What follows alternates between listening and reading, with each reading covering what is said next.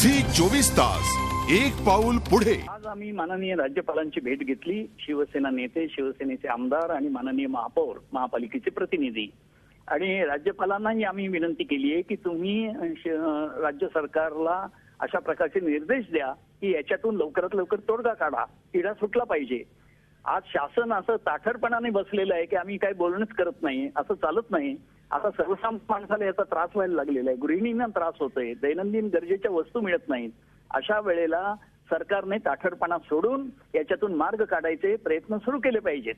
आज मुंबई महापालिकेचं एक आहे, त्यासाठी त्यांचे प्रतिनिधी घ्या, त्याचबरोबर व्यापाऱ्यांचे प्रतिनिधी बोलवा, राजकीय पक्षांचे प्रतिनिधी बोलवा आणि याच्यातून सर्वांच्या विचारांना एक चांगला तोडगा निघाला तर त्याचं स्वागतच होईल। पण तोपर्यंत हा तिढा सुटला पाहिजे, मुंबई महापालिकेचं उत्पन्न चालू राहिलं पाहिजे आणि त्याचबरोबर व्यापाऱ्यांनी जनता जी आज भरडली जाते त्याचा सहानुभूतीपूर्वक विचार करून आपलं आंदोलनाची दिशा स्वरूप बदलावं आणि ही जी दुकानं उघडली तर ते जनतेला दिलासा मिळेल, त्यासाठी व्यापारी बंधूंना सुद्धा आमचं तसं आव्हान आहे।